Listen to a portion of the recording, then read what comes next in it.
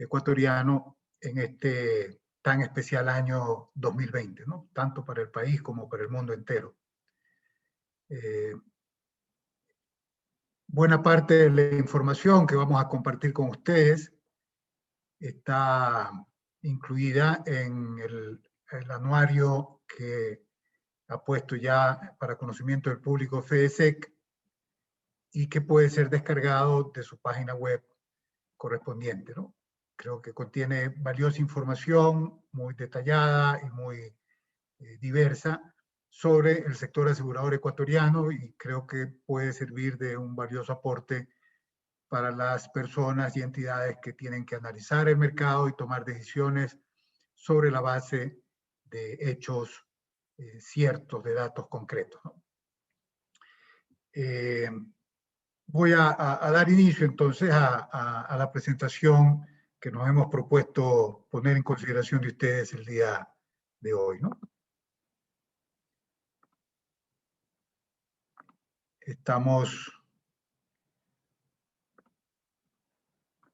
Quiero que me confirme nada más, Carla, que si estamos en la presentación ya. Sí, confirmado, Patricio. Ok, perfecto. El audio todo bien, todo perfecto, ¿no? Sí. Ok, bueno. Como les decía, vamos a tratar sobre el mercado asegurador ecuatoriano en este complejo año 2020 y tratar de utilizar las cifras para llevar a un análisis técnico de lo que ha significado este ejercicio, ¿no? Muy complejo, por cierto. Vamos a introducirnos un poco en un entorno general para entender mejor las causas y efectos de lo que ha ocurrido en el año. Vamos a poder analizar ciertas variables importantísimas para el sector asegurador, como es su prima neta, toda la gestión técnica, comprender un poco entonces el resultado técnico y el resultado neto del ejercicio. Y vamos a conversar también sobre información financiera o situación financiera del mercado tan especial y tan importante en este año de crisis.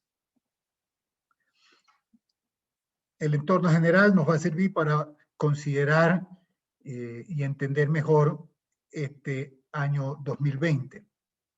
Y lo primero que resalta es que la economía ecuatoriana ya antes del 2020 venía en años bajos, ¿no? Es decir, venía en una tendencia decayente desde el año 2017 con una muy clara proyección recesiva, tanto por lo que se dio en el 2018 como en el 2019, ¿no? Y esa tendencia era muy marcada por otros efectos y otras consideraciones que nosotros conocemos, ¿no? La crisis fiscal, caída de precio del petróleo, etcétera, etcétera, pues llevó al país a esta tendencia de recesiva que hasta el primer trimestre del año 2020 se mantenía. Y yo diría más agravada, porque a marzo del 2020, donde recién comenzamos a sentir, digamos, los efectos y la preocupación de la pandemia, la economía ya presentó un crecimiento negativo anual del 2.4%, ¿no? Y la tendencia se mantenía, es decir, había una gran preocupación de la reducción del Producto Interno Bruto del Ecuador en el año 2020, sin pandemia. Por lo tanto, pues era un entorno muy complicado para el país y para el gobierno el poder maniobrar los efectos que se iban a esperar de la emergencia, dadas esas condiciones, ¿no? Y en efecto, a mediados del mes de marzo nos llegó la pandemia 2019, se declaró el estado de excepción en el país, que duró aproximadamente 6 meses, y las primeras predicciones que se hicieron por parte de las autoridades y también de organismos internacionales es que la misma podía afectar entre aproximadamente un 7.3 al 9.6% del Producto Interno Bruto, ¿no? O sea, una magnitud, pero incalculable, impensable para una economía como en el Ecuador, ¿no? Un tema, pero dramático, muy, muy dramático, lo que se estimaba. Lo cual fue ratificado hacia el final del año por el ministro Pozo, Mauricio Pozo, actual ministro de Economía y Finanzas, que ya mencionó por el mes de octubre que iba a estar en aproximadamente el 9.5% la caída del PIB, y en unas declaraciones que escuché a Mauricio la semana pasada, ratificaba que más o menos se estimaba que el Producto Interno Bruto se iba a reducir en esa magnitud, ¿no? Más o menos lo que está en la gráfica, ¿verdad? Una situación dramática para el país, ¿no? Es decir, en los últimos años, en las últimas décadas, el Ecuador no ha tenido un impacto tan drástico en el tamaño de su economía, con todos los problemas que eso conlleva.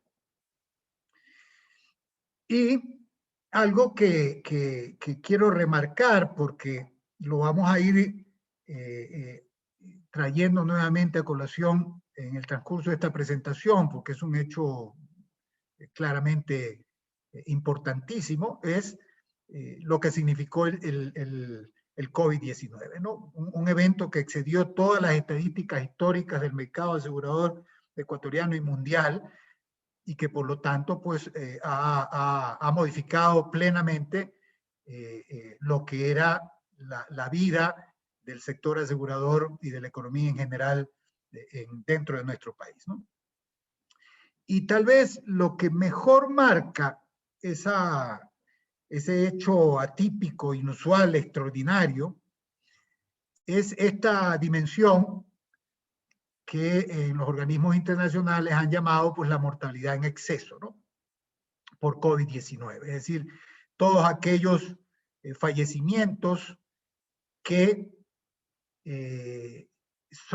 se enmarcan dentro de una situación normal con respecto a periodos anteriores.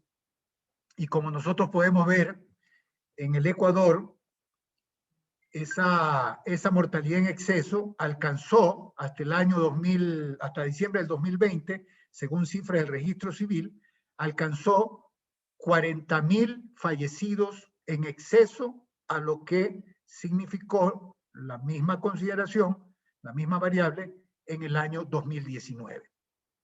Y podemos ver claramente que el gran impacto se dio especialmente en el mes de abril, y todos conocemos que eso ocurrió principalmente en la ciudad de Guayaquil o en las provincias del Guayas y cercanas, aledañas, ¿no? Que llevó inclusive, estaba revisando una información estadística internacional, a establecer a Guayaquil como una de las regiones o una de las ciudades que tuvo un mayor incidencia de esta mortalidad en exceso por cada 100.000 habitantes en el mundo. Está dentro de las 10 ciudades en el mundo con mayor mortalidad en exceso por cada 100.000 habitantes, ¿no? Y no es para menos, ¿no? Es decir, estamos hablando de un incremento del 200%, un poco más, respecto de la mortalidad normal en abril, ¿no? Y la acumulación se mantuvo.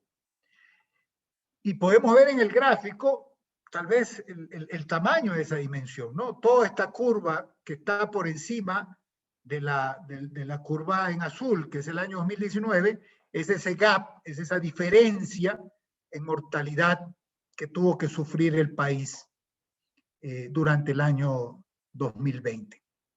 Lo cual claramente era de esperarse pues un impacto importante, ¿no? Y entonces, eso nos lleva a revisar las cifras también las últimas cifras del gobierno en cuanto a lo que significa el COVID hasta la fecha, ¿no? Este es el último reporte de la Secretaría de Riesgo y nos habla de 16.000 fallecidos, dentro de esos 11.300 confirmados y casi 5.000 probables, lo cual nos da 16.105. Y yo aquí pongo esta aclaración porque según información que pudimos levantar como FEDESEC hacia finales del año, nosotros estimamos que el mercado en el 2020 atendió aproximadamente 10.000 reclamos por fallecido, sea por COVID confirmado o COVID supuesto, según los estándares y definiciones del mismo Ministerio de Salud y de del COE Nacional, del Comité de Emergencia Nacional, ¿verdad? Lo cual llama mucho la atención porque eso significa que hay una alta penetración de los seguros en la protección de los fallecidos por el COVID, lo cual obviamente va a confirmar las consecuencias del mismo en el sector asegurador, como lo vamos a poder ver, digamos, más adelante, ¿no? Pero llama la atención otro tema ahí, ¿no? Que es esto ya como preocupación nacional, ¿no? Si hablamos que hay 40.000, un poco más, de mortalidad en exceso y, según el gobierno, los fallecidos confirmados o probables son 16.000, significa que aproximadamente 24.000 o 20.000 de esos fallecidos no fueron por COVID. Puede ser que exista algún subregistro en cuanto a la causa, alguna equivocación, pero también nos lleva a reflexionar de que el país tuvo que soportar una gran carga de fallecidos simplemente porque el Sistema Nacional de Salud no estuvo preparado para atender una emergencia como la que tuvimos que soportar y estamos soportando. Y por lo tanto, hubo una limitación en el acceso a la salud por parte de la colectividad. Y eso trajo consigo un incremento de la mortalidad por falta de acceso a la salud. Y cuando digo falta de acceso, no estoy hablando solamente de personas con COVID, sino con otra morbilidad, en algunos casos graves, que no pudieron ser atendidos por la crisis sanitaria y la crisis del Sistema Nacional de Salud, que no pudo brindar el respectivo servicio, ¿no? Algo que debe llamar a la reflexión para las políticas públicas futuras, ¿no? Y con ese entorno, ¿no?, tanto económico como lo que ha significado el COVID, vamos a entrar un poco a ver los efectos ya en las variables que como sector nos interesa desmenuzar, ¿no? Primero, a todos los aseguradores nos encanta siempre hablar de las primas emitidas, del tamaño del mercado, por lo tanto comenzamos por ahí, ¿no? ¿Qué pasa con la prima? ¿Qué pasó con la prima emitida? Los ingresos técnicos del mercado. A inicios, en el primer trimestre yo diría, pero principalmente en los 2 primeros meses del año, la verdad es que pese a esa tendencia negativa que les había confirmado que iba a la economía ecuatoriana con un decrecimiento hasta el 2.4% en el Producto Interno Bruto, los 2 primeros meses principalmente del sector asegurador fueron muy prometedores, ¿no? En el sentido de que tomaron crecimientos interanuales por mes que inclusive alcanzaron el 10%, ¿no? O sea, doble dígito. Y en esta curva podemos nosotros apreciar que en los primeros meses había una tendencia clara de crecimiento del mercado, llegando inclusive a un estimado en el mes de febrero de una producción anual que podía llegar hasta 1.830 millones de dólares,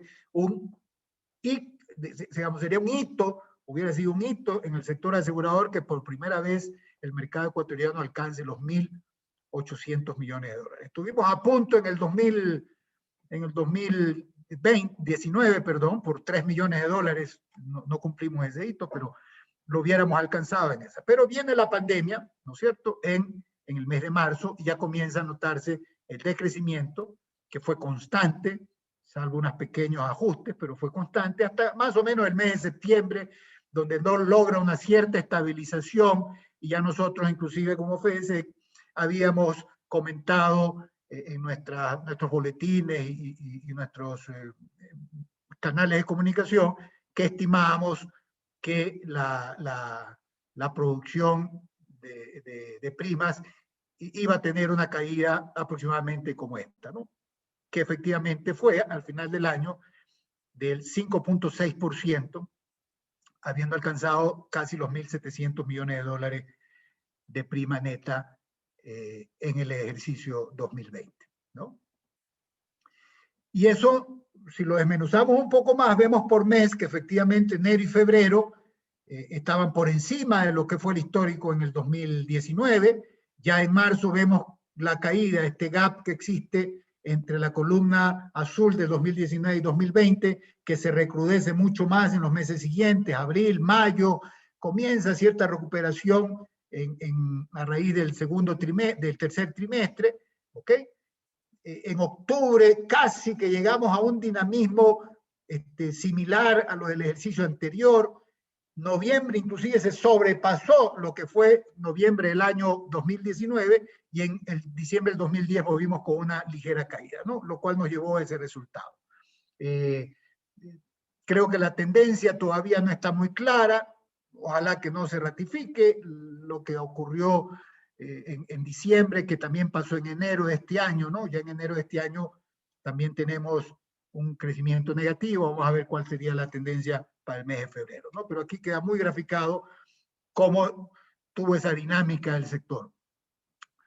Lo cual conllevó al final a tener, como les decía, una caída de 102 millones de dólares respecto al 2019, caída del 5.6% en términos nominales, con una mayor incidencia en esta contracción en los seguros generales, un poco menor en vida, pero también a la larga con un crecimiento negativo en los seguros de vida. Y esto acomodó un poquito, casi imperceptible, el share entre estos dos grandes ramos. Todo esto influenciado por, como ya había manifestado, la caída del PIB, el nivel de desempleo, la paralización de actividades, etcétera, etcétera, que generó pues esta contracción nuestra y de la economía en general, ¿no? Un poco la evolución de las primas netas, les decía, el año pasado, el 2019, estuvimos a punto de romper ese hito de los 1.800 millones y volvemos a caer a 1.696, lo cual nos cuesta, parece, poder cumplir esa meta del sector, ¿no? En cuanto a los ramos,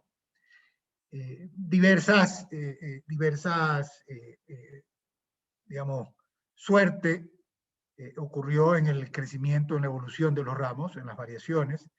De 21 ramos, que es lo que nosotros, digamos, conjuntamos para efectos de hacer nuestro análisis, 15 de ellos decrecen, 6, en cambio, tienen una evolución positiva. Al final, la variación promedio es del 5 o 6% negativo, ¿no es cierto? Llama la atención en el decrecimiento por su tamaño, es decir, por su share de mercado, etcétera, lo que ocurrió en los seguros de accidentes, casi un 18% menos, y en los seguros de vehículos, casi con un 15% menos en cuanto a primas. Además, también el seguro de transporte, con 13% menos de crecimiento. Esto tiene que ver, obviamente, con la reducción en la dinámica empresarial, importaciones, etcétera, algunas exportaciones también que se vieron restringidas, ¿no? En vehículos, obviamente, la caída de venta de unidades nuevas fue importante, y también la restricción en el consumo por la falta de uso del vehículo, por la falta de ingresos de los consumidores, algunos en desempleo, etcétera, etcétera, pues influyó directamente en esa medida, ¿no?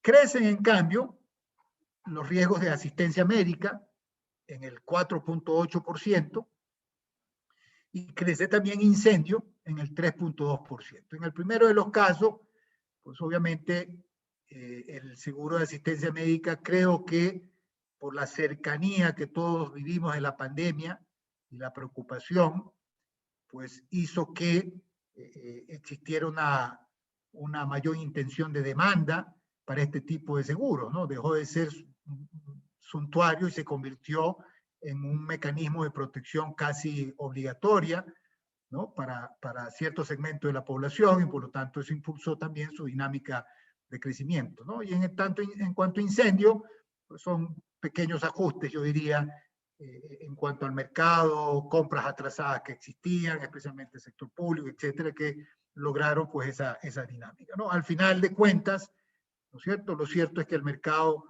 tuvo un crecimiento negativo y la mayoría de ramos del mercado tuvo un crecimiento negativo.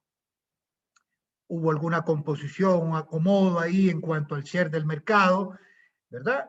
Y podemos ver que tal vez uno de los ramos perdedores con gran impacto fue el seguro de vehículos, que del 22.3 perdió un poco más de 2 puntos porcentuales, que es bastante plata, ¿no es cierto?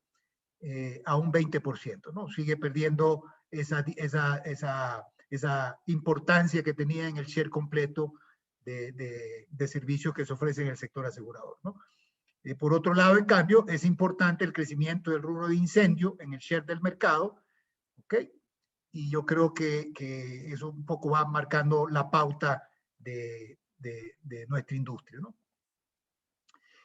Este gráfico un poco demuestra, da igual la relación de la importancia que tiene el sector asegurador de vehículos, ¿no? La correlación que existe entre las unidades vendidas nuevas por la industria automotriz ecuatoriana y su correlación con el crecimiento o variación de las primas netas, y vemos que efectivamente hay una fuerte correlación entre la evolución que tiene la prima de vehículos con respecto a cómo se comporta el mercado automotriz, ¿no es cierto? Este año, cifras que publicó ayer la EADE en lo que va de febrero, todavía hay un decrecimiento del 15% con respecto al año anterior, es decir, hay una contracción definitivamente, y estamos volviendo a niveles menores que el año 2018, un tema preocupante, ¿no? En términos reales, la variación de la economía en el estimado inicial del Banco Central es el menos 8.8%, y en términos reales, es decir, prima real emitida descontando la inflación, el crecimiento negativo del sector fue del 4.8%, ¿no? Y eso, porque es menor al menos 5.6 que mencionábamos anteriormente, porque en los últimos meses en el Ecuador hemos tenido una tasa inflacionaria negativa, ¿no? Ante la falta de demanda, no ha habido presión en los precios y por lo tanto el crecimiento de la inflación ha sido negativo en el país, una circunstancia también de factor macroeconómico muy preocupante, ¿no? Por lo que eso pueda significar en el futuro. Si lo vemos desde otra dimensión, en cambio, el sector ha logrado recuperar una décima en cuanto a su participación, llamemos así, en la economía nacional, porque la penetración del seguro que ha estado en los últimos años ahí rondando entre el 1.7 y 1.6, vuelve a tomar protagonismo alcanzando el 1.8, algo que solamente lo hizo en el 2013, que fue un año muy bueno para el país, para el sector asegurador, y retoma ese nivel de relevancia, ¿no? Tiene que ver eso también porque, como lo pudimos ver, la tasa de caída de las primas es menor a la tasa en la que cae el Producto Interno Bruto Nacional, que es con el que se relaciona, y por lo tanto gana un poco más de preponderancia, ¿no? Está claro en este gráfico, eso sí, que el Ecuador del año 2001, desde que comienza la dolarización, al cual tenía una participación aproximadamente el 1.3 del Producto Interno Bruto, es distinto al Ecuador de la última década, donde ha tenido una mayor penetración, una mayor relevancia en cuanto al tamaño de la economía nacional, y lo cual demuestra también de que con los mecanismos adecuados, el sector asegurador puede todavía tener un importante crecimiento dentro de la economía nacional, ¿no? La misma gráfica visto desde otra visión. Y presento estas características, digo yo, del seguro ecuatoriano, que es una metodología que la viene utilizando la Fundación MAFRE en sus estudios regionales, ¿no? En 3 categorías, que es penetración, densidad y profundización, que la podremos ver de esta manera, ¿no? La penetración es lo que vimos anteriormente, la relación prima neta con el Producto Interno Bruto, y vemos el desarrollo de los últimos 6 ejercicios, ¿verdad? Donde por este efecto de un decrecimiento menor al de la economía, llegamos al 1.8, ¿ok? Pero hemos tenido nuestros ups and downs muy claros de acuerdo a los vaivenes, ¿no? En la densidad del seguro ecuatoriano, ahí sí podemos manifestar que todavía nos cuesta salir de esa barrera de los $100 de consumo per cápita, ¿no? Que es básicamente lo que demuestra este indicador. Nos cuesta salir de esa barrera, y por lo tanto, pues creo que queda un trabajo por hacer para generar un mayor consumo por parte del sector, ¿no? Y no solamente por la industria aseguradora, sino también de las autoridades que promuevan más el tema del consumo de seguros, ¿no? Manejar mejor los riesgos de la sociedad. Y por último está el tema de profundización, que es esta relación entre las primas de vida y primas totales, donde vemos que en los últimos años nos hemos estancado en esa participación del 24% por ahí, ¿no es cierto?, de los seguros de vida respecto a las primas totales, cuando venía con un dinamismo mucho más acelerado en los años anteriores, ¿no? Creo que el tema de la pandemia, y así se nota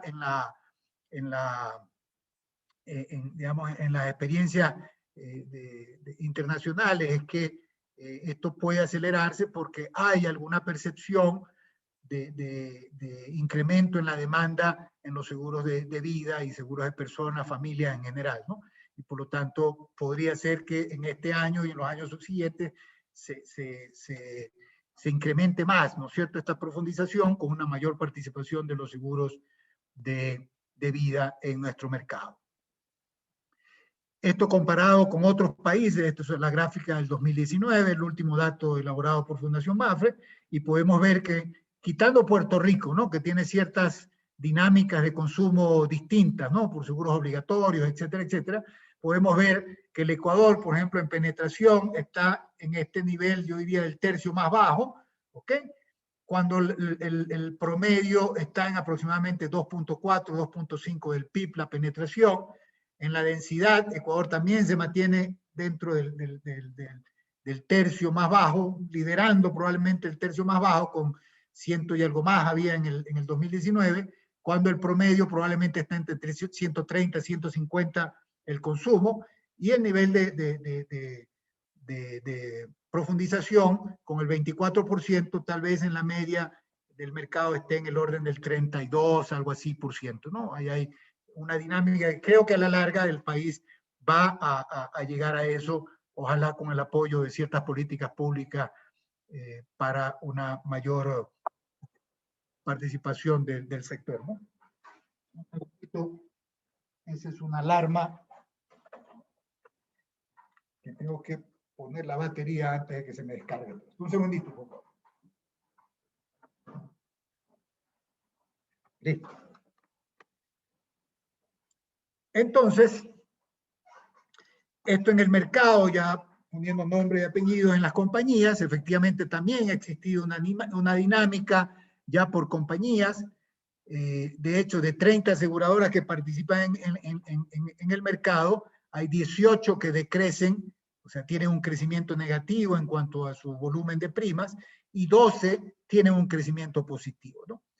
Aquí hay alguna también participación especial de cierta reacomodamiento en cuanto al tema de consumo del sector público, etcétera, etcétera, que ha influenciado también en esta circunstancia. Lo cierto es que 14 empresas del mercado, o sea, un poco, casi la mitad de las compañías, administran el 81% de las primas del mercado, ¿no? Y, como les decía, ha habido cierta dinámica, ¿no es cierto?, en cuanto a la composición, aunque vale mencionar que las 5 empresas que en el 2019 tenían la mayor participación del mercado, siguen siendo en el 2020 las que tienen también la misma importancia, ¿no? Salvo algunos ajustes en cuanto a participación, pero de ahí siguen siendo las empresas con mayor participación. Y un dato que nosotros en FEDESEC le hacemos seguimiento, que es el índice de alguna manera de competitividad, ¿no es cierto?, de concentración de mercado y de la competencia que existe en el mismo, ¿no?, que es el IHH, nos demuestra que todavía estamos lejos de lo que era el nivel de competencia de hace unos 10 años atrás, ¿ok?, por la concentración que se dio en ciertos actores, pero el año 2020 ratifica que hay un acomodo en cuanto a los niveles de competencia y la mayor participación de otras empresas dentro del share del mercado, ¿ok?, lo cual hace reducir ligeramente este índice de concentración económica y de competencia, ¿no? Eso en cuanto a los ingresos, ¿no? Es decir, un crecimiento negativo, pero mejor que el conjunto de la economía y obviamente mucho mejor que otros sectores de la economía, lo cual ha permitido que la industria tenga pues un ligero incremento en la penetración del mercado y claramente hay ciertos ramos que están demostrando y que creo yo que van a demostrar hacia el futuro una mayor participación en virtud de las preferencias en cuanto a protección por parte de los usuarios, ¿no? Creo que eso es algo, es una tendencia que se va a mantener. La gestión técnica, ¿no? Porque siempre nos gusta hablar del ingreso, nos gusta hablar de las primas, pero hay que también analizar, y especialmente en este año, lo que ha significado el tema ya de la gestión técnica, ¿no? Y vuelvo al mismo cuadro anterior porque marca el mismo, marca mucha relevancia y mucha correlación en lo que pasó en la gestión técnica del año 2019, ¿no? El tema de la mortalidad en exceso. ¿Y por qué? Porque la gestión técnica de todo el sector se ve altamente influenciada por esta mortalidad que generó un incremento atípico, extraordinario en el costo de los siniestros de los seguros de vida en virtud de la cantidad de personas que tuvieron una protección, lo cual ha beneficiado a miles de familias ecuatorianas dentro de este marco de la pandemia. Y lo podemos ver claramente en estas gráficas, donde podemos ver, por ejemplo, que en el primer trimestre, hasta el primer trimestre del año 2020, las cifras eran inclusive menores, el costo de siniestro, el valor de los siniestros era menor a lo que ocurrió en el primer trimestre del 2019, pero ya a raíz de de lo que se disparan, ¿no es cierto?, las muertes excedentes en el país en el mes de abril, comienza también a mostrarse claramente el impacto en los siniestros de los seguros de vida, que llegaron a niveles extraordinarios. Ustedes pueden ver en el mes de agosto, septiembre, ¿okay?, una acumulación de los costos de los siniestros impresionante.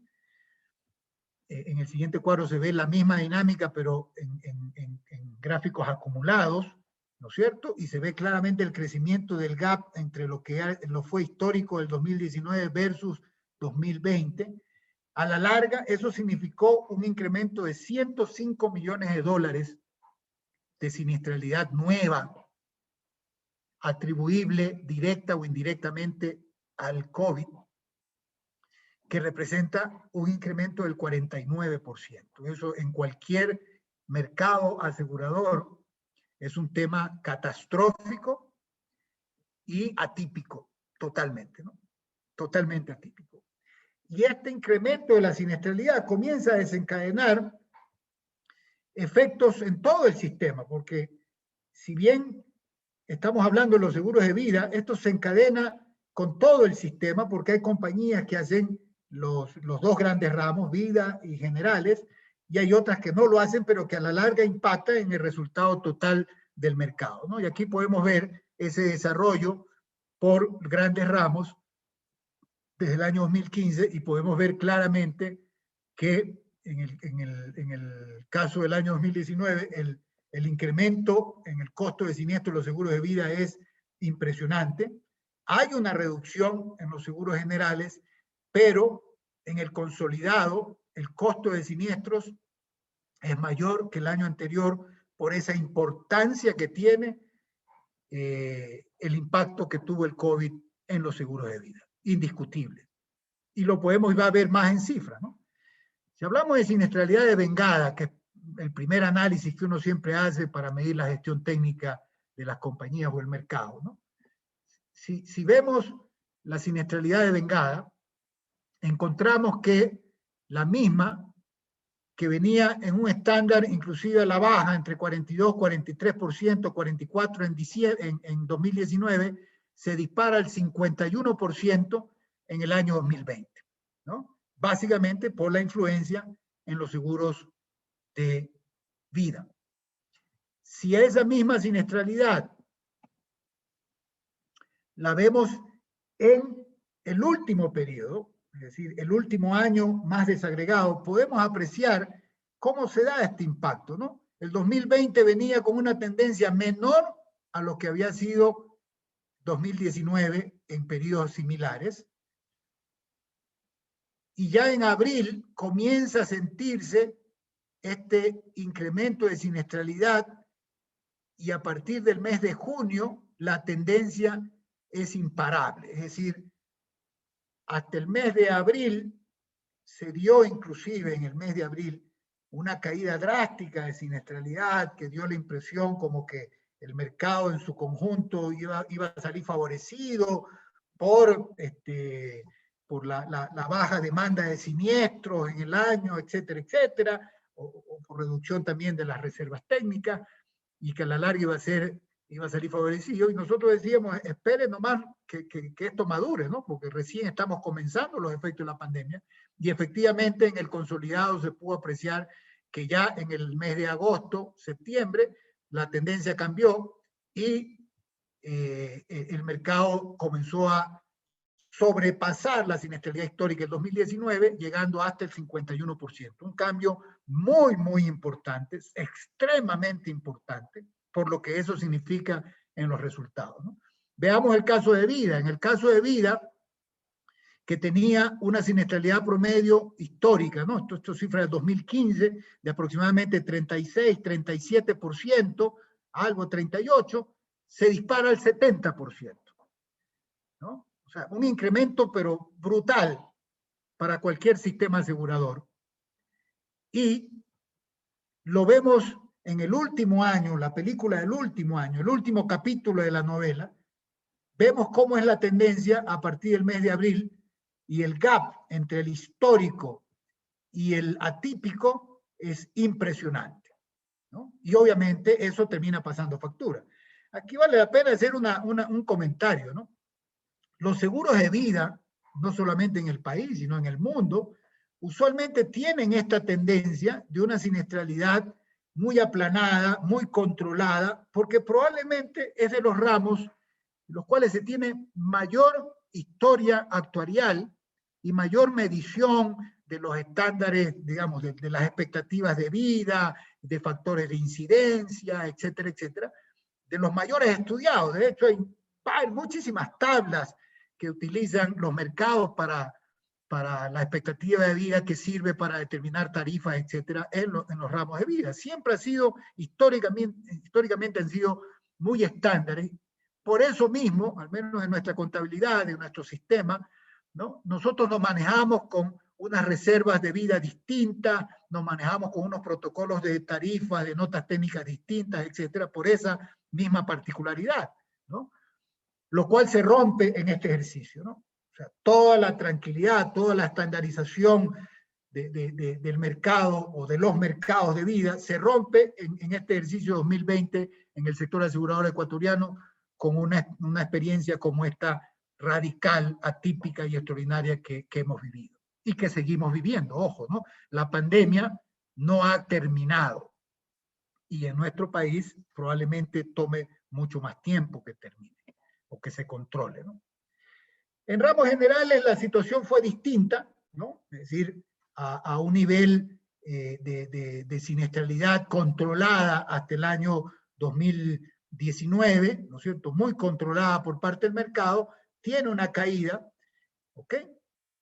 Insuficiente para aguantar, para soportar las pérdidas o la siniestralidad de los seguros de vida, ¿ok? Pero hay algo que llama la atención, ¿no? Y llama la atención es que esa siniestralidad en este año, que efectivamente tuvo una caída importante hasta el mes de mayo, poco a poco ha ido subiendo y la tendencia es que siga subiendo en este ejercicio. Y de hecho, las primeras feedback que tenemos del mercado es que las compañías están volviendo a tener niveles de siniestralidad o de reclamos como el ejercicio anterior y en algunos casos incrementados, ¿no? Porque han habido operaciones que se han deteriorado. En los últimos meses hemos tenido 2 siniestros importantísimos, públicos inclusive, ¿no es cierto?, en nuestro sector asegurador, ¿no? Las infraestructuras se deterioran, los controles, los niveles de inversión de mantenimiento, las carreteras, etcétera, etcétera, y eso a la larga pasa factura, ¿no? Y eso sin contar con el tema del fraude en seguros, que ya hay muchos estudios a nivel mundial que están llamando la atención, algo que todos lo sabemos, los aseguradoras, ¿no? En épocas de crisis, el riesgo subjetivo se desmejora y por lo tanto trae consigo también un incremento en el fraude de seguro, ¿no? En todo caso, esa siniestralidad a la larga es un factor importante y llama la atención, yo marco aquí, lo voy a pasar nomás, pero el cambio que hubo en los principales ramos, ¿no? En cuanto a su nivel de ingreso, porque también marca esa el impacto en el resto del mercado, ¿no? Simplemente hago relación al de vida colectiva, que es el principal ramo de comercialización en el país, ¿no? Que pasó de una siniestralidad del 40% al 72%, o sea, casi el doble, ¿ok? En el transcurso de menos de un año, ¿no? De 9 meses, 8 meses, ¿no? Eso causa mucho efecto. Otra medida que vale la pena también analizar, ¿no? A veces no muy utilizada, pero creo que para mí al menos es la medida más adecuada para poder analizar la gestión técnica, ya es el índice combinado, ¿no? Que básicamente es la siniestralidad más otros gastos, ¿ok? Como son el costo de adquisición y el gasto administrativo, para dar una idea sobre la utilidad operativa real, ¿no es cierto? O la utilidad técnica, nosotros llamamos resultado técnico, ¿no? Y podemos ver que existen también sobresaltos importantes, especialmente en lo que es vía colectiva, que pasó del 64 al 90%, ¿ok? Y eso, siendo el ramo de mayor importancia, obviamente tiene una incidencia muy, muy grande, ¿no? Con otra particularidad, ¿no? En términos relativos, esto puede decirnos algo, pero en términos nominales, recordemos algo, ¿no? Los ramos de vida y los ramos de personas en general son ramos que por disposición normativa, primero tienen que cubrir COVID, ¿no? Y de hecho, los que no cubrían, hubo una obligación de cubrirlo, como fue el caso de asistencia médica. Pero principalmente el de vida, los seguros de vida, por ley, por lo que dispone el Código de Comercio, están obligados a cubrir COVID, ¿no? Porque solamente se excluye, como ustedes conocen, el suicidio hasta el segundo año, ¿no? Así dice nuestra legislación. Algo no compartido por casi ninguna legislación en el mundo, ¿no? Que tenga esa obligación. Aquí es una obligación. Y el seguro de vida tiene una particularidad, ¿no es cierto? Que está dentro de esos ramos, o estaba dentro de esos ramos, en los cuales el reaseguro era muy limitado su utilización y por lo tanto el riesgo tenía que ser asumido por el sector asegurador casi en su totalidad, ¿no? Bueno, a la larga, como vamos a ver ya mismo, eso pasó factura en tomar decisiones por fuera de lo que es el manejo técnico adecuado de un mercado, ¿no? Entonces, cuando hablamos aquí que vía colectivo sufrió el índice combinado un incremento al 90%, estamos hablando del 90%, pero de un nivel de ingresos casi de retención plena, ¿verdad? Y lo cual entonces impacta mucho más en el resultado del mercado. Y veamos, el consolidado, esto es todas las ramos, Lo que yo les decía, en el 2020, ¿no? Aparecía como que iba a ser la gran panacea, alguien inclusive dijo, pucha, va a ser un excelente año para las aseguradoras, la van a romper, que por acá más allá, efectivamente en mayo el índice combinado consolidado llegó a unos niveles muy bajos, que demostraba una utilidad hasta ese momento muy elevado, pero luego comienza a corregirse el mercado hacia lo que era la realidad, ¿no? Y comienza a corregirse hasta llegar a 5 puntos por encima de cómo cerró el año 2019, ¿no? Y eso básicamente es por los seguros de vida, los seguros de vida, ¿no? El no vida, primero vamos a los de vida. En los seguros de vida, el índice combinado, miren ustedes el incremento brutal, ¿no? De un estándar, como siempre lo tienen los seguros de vida, hasta el 2019, a esta cifra típica del 91% en el cierre del 2020. Y mes a mes, viendo la película del 2020, toda esta transición, ¿no es cierto?, tan drástica que se da, que es lo que a la larga impacta en entender, ¿no es cierto?, esa gestión técnica consolidada del mercado, ¿verdad? Y obviamente, pues, a la larga, esto que es siniestralidad, tiene su efecto en los resultados, ¿no? El resultado técnico y en el bottom line, ¿no? En el resultado ya neto de la industria, ¿no? Y nosotros siempre hemos manifestado, ¿no? El problema del 2020 está o estuvo en el resultado técnico. Es decir, la siniestralidad causada por ese incremento en la mortalidad, pese a que otros ramos tuvieron menor incidencia, para el mercado en su conjunto, el gran problema que desembocó en lo que vamos a ver, que ya es el resultado técnico y el resultado del ejercicio, se da entonces por esa caída del resultado técnico. Y está muy claro, ¿no? El resultado técnico en vida cayó en 100 millones, 107 millones de dólares. 107, sí, ¿no?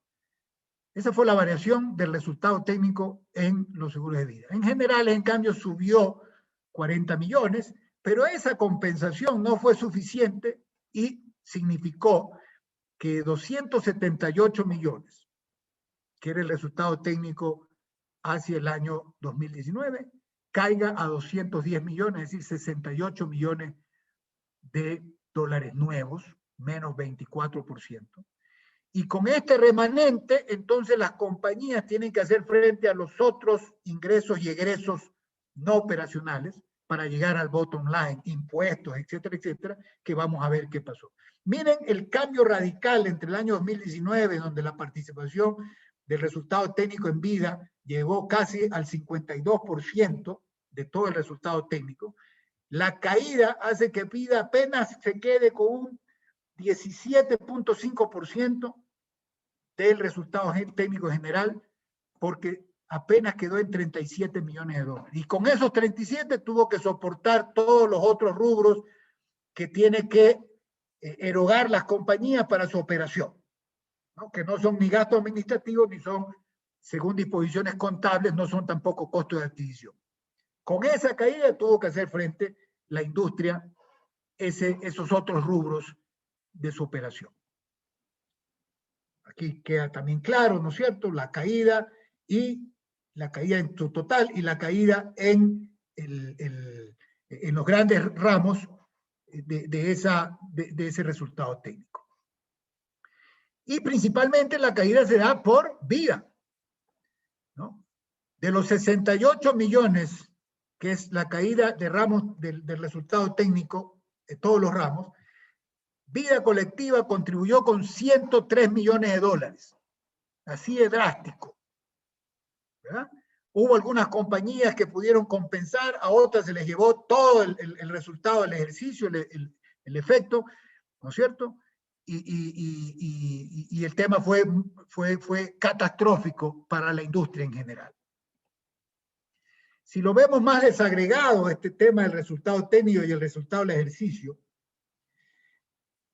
viendo ya toda la configuración, ¿no? En este resumen, podemos ver que el resultado técnico consolidado cae en 68 millones de dólares, y esto incide en que el resultado del ejercicio termine con una reducción respecto del año pasado de 56 millones. Es decir, el año pasado, o el año 2019, el mercado tuvo 61 millones de dólares en utilidad. Este año la utilidad quedó en 5.7 millones de dólares. 91% menos. ¿Okay? Y eso básicamente fue por esta caída de 278 a 210 millones de dólares del resultado técnico, que significó 68 millones de dólares menos de recursos para poder hacer frente a los otros gastos de explotación, impuestos, etcétera, que tiene que enfrentar el sector asegurador para su operación. ¿Verdad? Y en vida el tema es claro en el sentido que el costo de siniestro, lo que hemos venido diciendo, el costo de siniestro en vida pasó de 215, primero veamos los ingresos. Miren, los ingresos en vida casi no sufren una caída, ¿no? Caen la prima facturada, prima neta recibida, cae en el 2.5 y el ingreso de vengado, es decir, la prima con la que cuentan las compañías, descontado todas sus reservas no de vengado, etcétera, caen en el 2.3, o sea, casi fue aritmético, o sea, ahí no hubo mayor problema. Pero los egresos por siniestros retenidos pasaron de 215, que era el estándar del 2019, a 320 millones, es decir, 105 millones de dólares más. 105 millones de dólares más, cuando los ingresos habían caído 12 inclusive. Y entonces, claro, hay un esfuerzo, se mantuvo el costo de intermediación casi sin modificación, ¿ok? El gasto de administración, hubo un gran esfuerzo del sector. Miren que el gasto de administración se reduce en el 22% para tratar de contribuir en frenar esa pérdida que se vislumbraba en el mercado. Mucho esfuerzo por parte del mercado. Se controlan también otros rubros dentro de lo que se puede, los otros rubros de explotación, impuestos, etcétera, etcétera. Bueno, impuestos no se puede controlar porque el gobierno inclusive con todo esto y nos clavó más impuestos y nos clavó más anticipos y más cosas, ¿no es cierto? Pero a la larga, de un resultado técnico de 97 millones de dólares, queda un resultado del ejercicio en vida, una pérdida de 88 millones. Miren el salto que tiene, el cambio que tiene el sector vida en el año 2020. De 40 millones de dólares casi de utilidades netas en el año 2019, e históricamente un ramo muy noble con una muy buena rentabilidad, ¿no? Cae a una pérdida de 49 millones de dólares, ¿no? Esto, obviamente, el impacto que tiene en la industria en general es impresionante, ¿no? Nos da una idea del impacto de la catástrofe en el sector. Y un tema importante, ¿no? De 14 aseguradoras de las 25 que operan en el ramo de vida, tuvieron un resultado técnico negativo superior, o sea, una pérdida técnica, llamamos así, ¿no? Una pérdida técnica superior al $1.000.000, comparado entre 2019 y 2020, ¿no? O sea, una disminución del resultado técnico en al menos $1 millón. Y la suma de esas 14 aseguradoras fue 104 millones de dólares de disminución en el resultado técnico. Es decir, casi que no se escapó nadie en el sector vida, ¿no? Unas tuvieron más posibilidad de compensar con otros ramos, participan de otras líneas de negocios, etcétera. Pero obviamente aquellas empresas que tienen una mayor especialización en el ramo de vida, pues tuvieron que soportar la mayor cantidad de pérdidas, ¿no? Y de atención de reclamo. Y aquí vale hacer un comentario importantísimo, ¿no?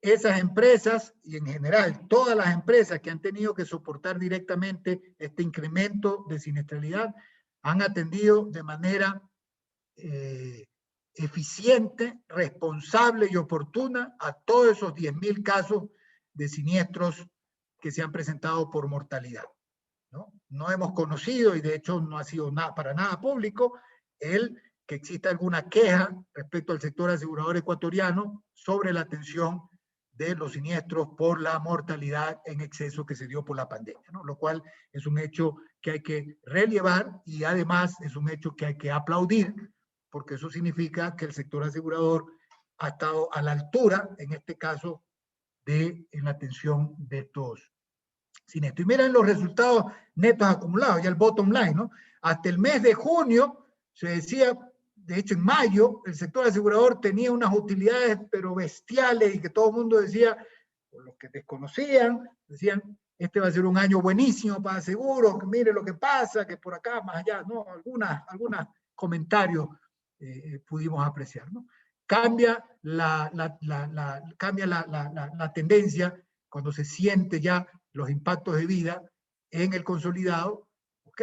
Y podemos ver que el resultado, ¿no es cierto?, termina en una pérdida de utilidad, ¿no? Una variación de 55 millones para pasar de 61 millones en el 2019 a apenas 5 millones 800, 5 millones 700 en el 2020, ¿no? Un año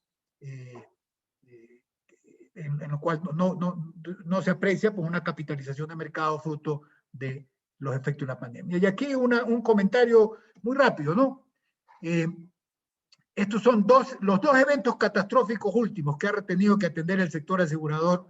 Fue el terremoto de abril del 2016 y el tema del COVID ahora en el 2020, ¿verdad? En el 2016, en un mercado donde básicamente los ramos que se afectaron pues tenían su reaseguro, ninguna restricción de reaseguro, pese a que se atendieron casi 600 millones de dólares de siniestros, el mercado inclusive al final tuvo una utilidad superior a la del año precedente, ¿no? Es decir, no hubo ninguna afectación al mercado. Versus lo que corrió en la pandemia, en el cual sin reaseguro, sin el mecanismo de poder dispersar estas pérdidas atípicas, ¿no es cierto?, el sector tuvo que asumir esas pérdidas y por lo tanto eso contribuyó a una reducción del 91% de las utilidades con respecto al ejercicio anterior.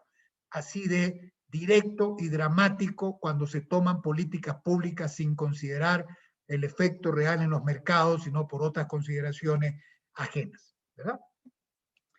Rápidamente, para terminar, información financiera. Esta tabla lo pueden ver ustedes en el boletín. Hay algunas dimensiones, ¿no es cierto? Pero me voy a referir básicamente, rápidamente, a las más importantes que creo que nos interesa a todos, ¿no? Primero, el tema de liquidez. Como ustedes pueden ver, el mercado ha tenido pues, sus ups and downs en cuanto a liquidez y liquidez inmediata, pero no se aprecia por la pandemia una caída drástica en la liquidez del mercado, lo cual significa un buen manejo, ¿no? Una pequeña caída, ¿no?, que es similar a la que especialmente en la liquidez inmediata se sintió en el 2016 con respecto cuando hubo el terremoto, ¿ok? Era de esperarse, pero nosotros pensamos que esta tendencia pues tiende a recuperarse como en ejercicios anteriores, ¿no? La morosidad del sistema, ¿no? Todos sabíamos y entendimos que uno de los serios problemas que iba a enfrentar el país en la pandemia era la ruptura de la cadena de pagos, ¿no es cierto? Y el sector asegurador no estuvo ausente de eso. Obviamente significó un incremento en la morosidad que llegó hasta el 53% casi en el mes de agosto, ¿no es cierto? Un mes más crítico ya en los efectos de la cadena de pago, etcétera, pero que ha ido poco a poco mejorándose, ¿ok? Hasta el cierre del ejercicio, ¿no? Un análisis que hicimos en FEDESEC, entre otras dimensiones, fue el tema de rotación de cartera, es decir, cuántos días más o menos se tarda en recuperar la cartera de prima, ¿no? Y podemos apreciar que efectivamente pasó factura el COVID y en el consolidado tenemos que pasó de 96 a 121, es decir, 25 días se incrementó el retraso en la recuperación de la cartera, ¿ok? Que en vida y en generales es un hecho casi parecido, ¿no? En vida fue de 23% y en generales fue del 28%, de 28 días, perdón, ¿ok? Está más o menos dentro del rango de los 25 días que se incrementó la rotación de cartera. De todas maneras, no deja de ser un tema a gestionar adecuadamente por el mercado, porque eso, retraso en la cobranza, significa que le pone presión un poco a la captura de recursos para cumplir todas las obligaciones de liquidez que tiene la industria, ¿no? O sea, hay un efecto, ¿okay? que el sector sabrá mejorarlo, atenderlo adecuadamente. El otro tema, las inversiones obligatorias. Esto ya tiene que ver un poco con la solvencia de la industria, ¿no? Las inversiones obligatorias a marzo, mes cierre cuando comienza la pandemia, eran 809 millones, cierra el año con 709 millones y aquí hay un rubro nuevo que es el efecto de una resolución que pidió la Junta Reguladora, ¿no es cierto?, respecto de la cartera de prima no vencida para digamos, compensar con la cartera de primas no devengadas, ¿no?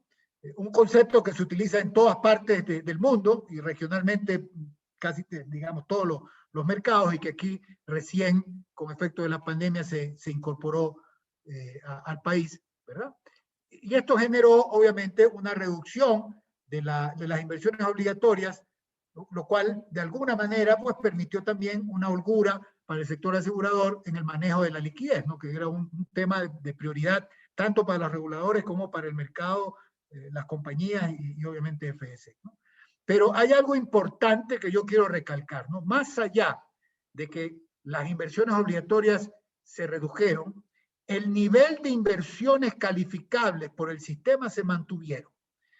Es decir, las compañías, el sistema, el mercado actuó responsablemente con esa liberación de liquidez y se mantuvo en activos que pueden ser calificables para inversión obligatoria, con lo cual se manejó responsablemente esa liquidez y obviamente resguardando esos excedentes para precautelar la estabilidad, la liquidez y la solvencia del mercado, ¿no? Eso es algo importantísimo que recalcar. Y la cobertura de las inversiones obligatorias siempre se mantuvo por encima de los 800 millones de dólares, ¿ok? Lo cual daba un resguardo adicional a las responsabilidades normativas que tiene el mercado para eso, ¿no? Los activos, creo que este tema es un poco, lo voy a comentar más adelante, ¿no es cierto? En este cuadro, donde trato de hacer un pequeño análisis, ¿no? No me voy a detener mucho en la dinámica o en la técnica, pero un ligero análisis de qué pasó, cómo se usaron los recursos del sector asegurador. Y básicamente lo que podemos nosotros resumir es que las compañías de seguros utilizaron sus inversiones y también sus capacidades de apalancamiento, sea por reaseguro o principalmente por reaseguro, ¿no es cierto?, para poder financiar algo que era clave y que hasta ahora se está viendo y lo vimos en el tema de morosidad, etcétera, etcétera, es el crecimiento de la cartera de prima. ¿Ya? Entonces, el mercado utilizó los recursos de la liquidez que le dio, alguna liquidez que le dio el poder usar sus inversiones, el apalancamiento en cuanto a su capacidad de manejo de saldos con reaseguradores, etcétera, a la capitalización que hizo el sistema. Esto es muy importante. El sistema en este año que pasó incrementó también su capital y sus reservas para efectos de generar mayor solvencia en virtud de la característica que estaba teniendo la pandemia, para poder hacer frente, ¿no es cierto?, a principalmente el financiamiento de la cartera de primas que se generó por el rompimiento de cadena de pago en el mercado, ¿no? O sea, hay toda una dinámica que vamos a hacer un análisis específico de esto y que vamos a poner en conocimiento del mercado posteriormente. Pero en resumidas cuentas, el manejo de los recursos para precautelar la solvencia, la liquidez del mercado fue responsablemente administrado por el sector, lo cual ha permitido que se mantenga un nivel de servicio, de respuesta a las obligaciones con los clientes, etcétera, etcétera, muy bueno, lo cual ratifica que es un mercado responsable para con sus usuarios, ¿no? En resumen, digo yo, es lo que queríamos comentarles respecto de lo que pasó en el 2020 en nuestro mercado asegurador ecuatoriano. Como les decía al inicio, mucha de esta información, casi toda, forma parte de el anuario publicado por FEDESEC y que está a disposición de todos ustedes en la página web de la institución. Y bueno, esperemos que este año que estamos ocurriendo sea mejor. Lastimosamente la pandemia no ha culminado, ¿no? Y probablemente sus efectos totales van a permanecer durante algún tiempo más en nuestra economía, dado que algunos factores tienen que suceder para que cambie un poco la tendencia, ¿no? Pero por parte del sector asegurador y creo también decirlo por parte de nuestras autoridades, estamos tratando de impulsar los mecanismos y el entorno adecuado para una reactivación lo más ágil e importante posible dentro de las competencias que se puedan derivar en cada una de las instituciones. Así que a todos muchas gracias y quedo presto a cualquier inquietud, ¿no es cierto?, en los minutitos que tengamos Sí. a continuación. Por favor, gracias, ¿no? Gracias, Patricio, por tu intervención. Vamos a pasar a las preguntas. Quisiera comenzar pidiéndote una breve explicación de qué fue lo que pasó con la normativa referente al reaseguro. Han habido algunas preguntas sobre el tema, valdría la pena aclarar. ¿Cuál es la situación actual que establece la norma? Y si es que tendríamos alguna expectativa de alguna modificación sobre la normativa de reaseguros en el corto tiempo. Bueno, como se demostró en esa gráfica, ¿no es cierto?, de lo que pasó en el terremoto en ramos con reaseguro y en la pandemia en ramos sin reaseguro casi, ¿ok? Hubo una sensibilidad por parte de las autoridades que llevaron a que hacia el final del año la Junta tome una resolución mediante la cual eliminó esas restricciones para los ramos, excepto para vehículos, que quedó con una restricción menor, llamemos así, ¿no? Excepto para vehículos, pero de ahí el resto de ramos quedó excluida ya esa limitación y por lo tanto puede negociarse los ramos sin ningún tipo de restricción, ¿ya? En todos los ramos, excepto vehículos, es el único que quedó con una restricción de mayor retención. En el resto no existe, salvo que estemos hablando exclusivamente del fronting, ¿no?, que es la única exclusión radical, ¿no es cierto? Ahora, el problema en vida es que no es el mejor momento para salir a comprar reaseguro de vida, ¿no? Porque el mercado mundial está muy restringido, está muy golpeado y está con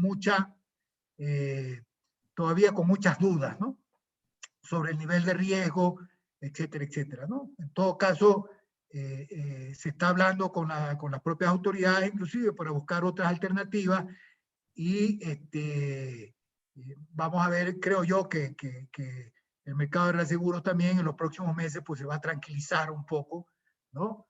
Y va a tener mayor apertura, ¿no? De todas maneras, lo que se siente actualmente es que buscar reaseguros para estos tipos de riesgos como los que están inherentes a la pandemia, pues son muy limitados o son muy costosos, ¿verdad? Esa es la situación real.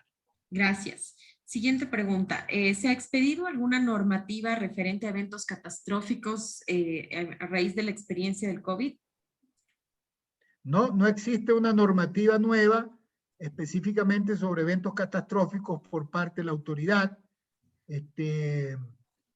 Yo creo que una necesidad al respecto tampoco la hay, ¿no? Y yo creo que lo que hay que fortalecer es lo que nos deja la pandemia un poco, ¿no?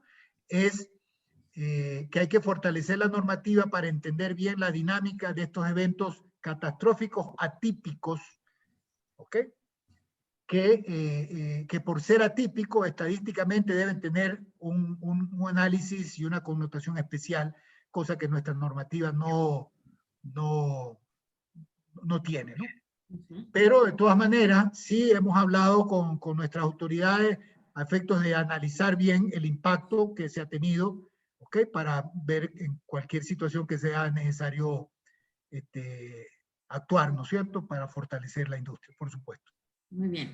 ¿Cómo ves el comportamiento del ramo de asistencia médica y medicina prepagada respecto al impacto del COVID y qué proyección crees que exista para este año?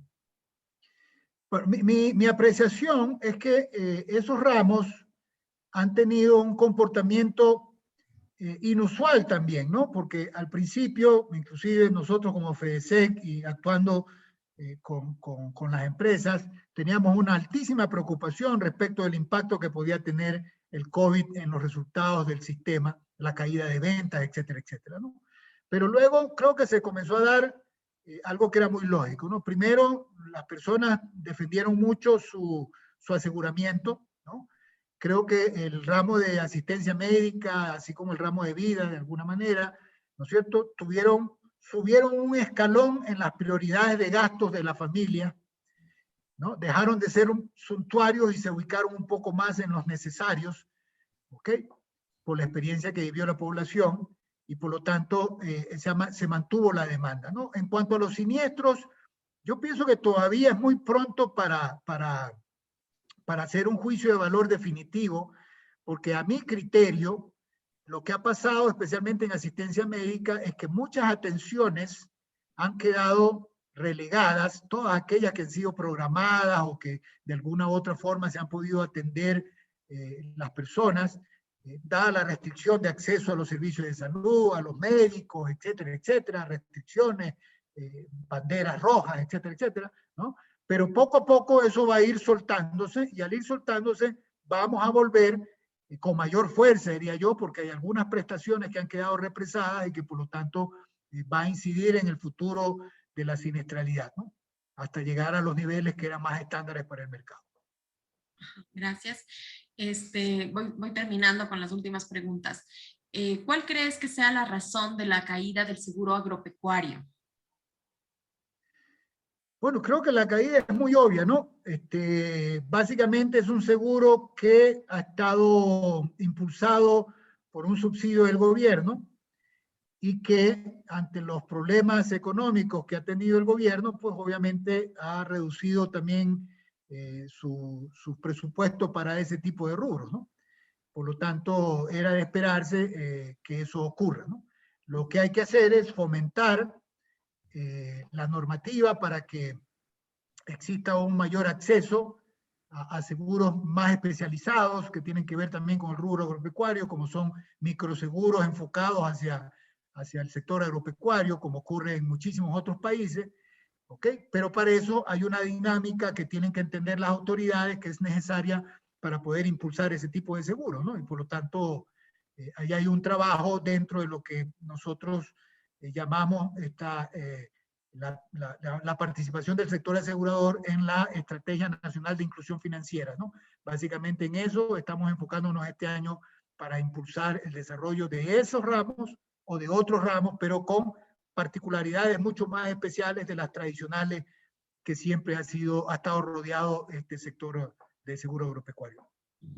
Gracias, Patricio. La última pregunta. ¿Se puede entender que la siniestralidad en el ramo de vida fue mayor en los seguros corporativos o colectivos o en seguros individuales? Bueno, en seguros individuales, en los planes individuales ha sido menor, ¿no es cierto? Entendiendo los seguros individuales que son planes, esta es una opinión mía, ¿no? Son planes que toman los individuos, ¿no es cierto?, como de alguna manera, como un ahorro personal para previsión futura, ¿no? Son planes distintos a los seguros anuales, temporales, que están dentro de lo que son los seguros de vida, por ejemplo, ¿no? De vida en grupo, ¿verdad? En ese seguro de vida en grupo están más los seguros corporativos, los seguros de grupo y los seguros de desgravamen, ¿verdad? Entonces, yo diría que en los seguros individuales está la característica de los tomadores, la siniestralidad pues ha sido menor. En los seguros colectivos o los seguros de vida en grupo, que están todas estas estas otras dinámicas de cobertura, ha sido mucho más masivo, ¿no? El impacto, ¿no? Y por lo tanto, obviamente la siniestralidad ha sido totalmente distinta y de gran impacto en los seguros masivos, ¿no? Ok, te voy a pasar una última pregunta. ¿Se mantendrán las cuentas por cobrar como parte de las inversiones obligatorias en el 2021?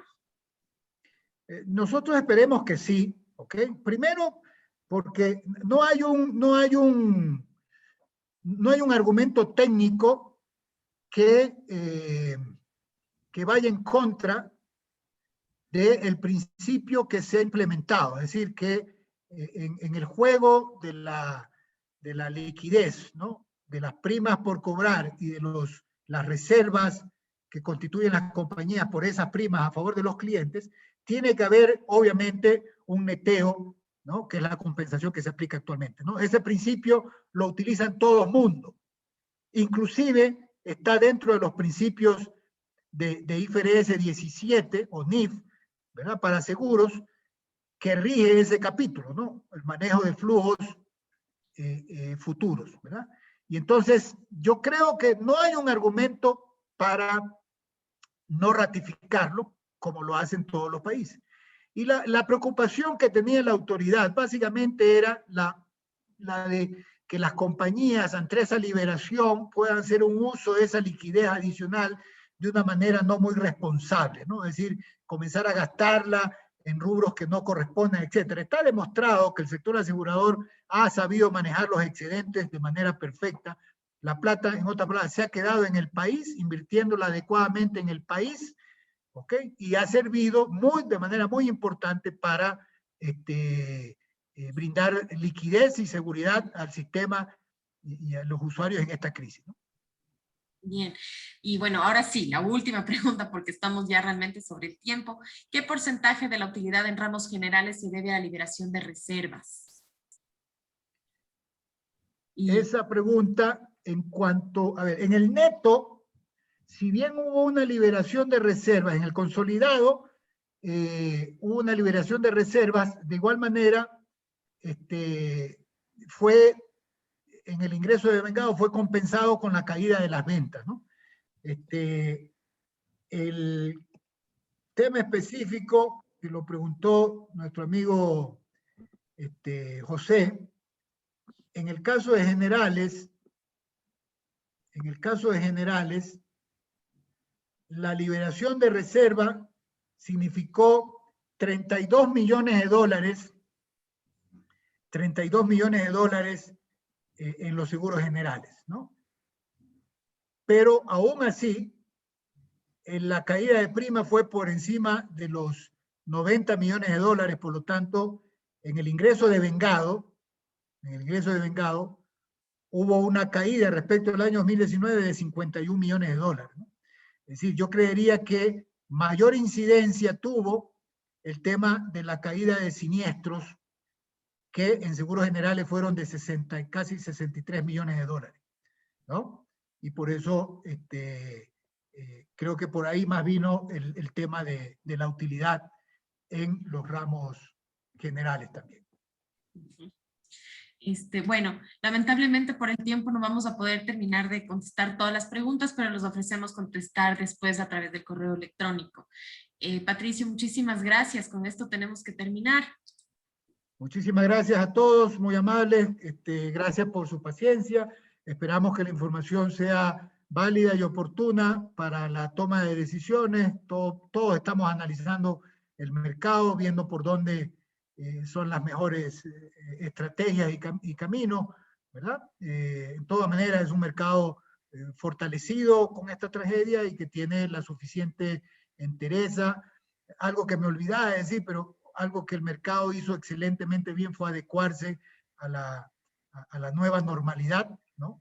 Y por lo tanto creo que está brindando un excelente servicio, ¿no? Muchas gracias a todos, que tengan un buen día, ¿no? Gracias, Patricio. Gracias a todos. Les invitamos de nuevo a visitar nuestra página web, a descargarse el anuario y seguir con nosotros en los boletines de información financiera, de cifras que damos del sector. A nombre de Patricio y de todos quienes hacemos FEDESEC, les agradecemos muchísimo su participación y esperamos que la información haya sido valiosa y enriquezca y aporte a nuestra industria. Muy buenos días todavía. Chao, hasta luego.